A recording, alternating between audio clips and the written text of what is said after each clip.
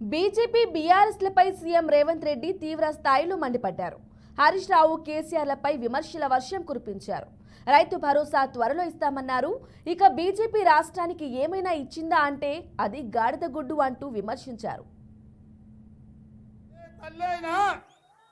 తన బిడ్డ బాగుపడితే, తన బిడ్డ ఎదుగొచ్చి 10 మందికి సాయం చేస్తే సంతోషిస్తుంది, ఆశీర్వదిస్తుంది. మరి అర్ణమ్మ ఎందుకు పగబట్టిందో, ఎందుకు పడగొట్టాలనుకుంటుందో మీరు ఒక్కసారి ఆలోచన చేయండి మిత్రులారా. అందుకే మిత్రులారా, నిన్న మన హరీష్ రావు మాట్లాడుతుండు, మామ అల్లుళ్ళు ఇద్దరు.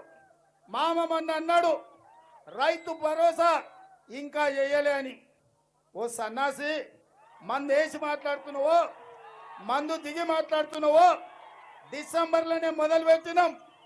రేపు మే 9 తారీఖు లోపల తండాలలో, గూడాలలో, మారుమూల పల్లెల్లో ప్రతి రైతుకు రైతు భరోసా 69 లక్షల మందికి 7,500 కోట్ల రూపాయలు వేసి రైతు భరోసా సంపూర్ణంగా రైతుల ఇంటికి చేర్చే బాధ్యత నాది.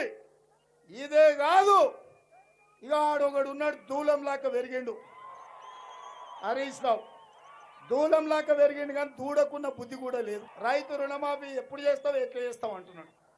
నువ్వు 2014లో చెప్పి 5 ఏళ్ళు అయినా ఇవ్వాలి, తునకలు ఇచ్చినావు, మిత్తికే సరిపోలే. బీజేపీ ఏమిచ్చింది? మోడీ ఏం తెచ్చిండు? బీజేపీ ఏమిచ్చింది? మోడీ ఏం తెచ్చిండు? బీజేపీ ఏమిచ్చింది? మరి గాడిద గుడ్డిచ్చినోనికి కర్రు కాల్చి వాత పెడదాం, ఈ పాలమూరు జిల్లాలో పాత రేద్దామని మిమ్మల్ని అడుగుతున్నా.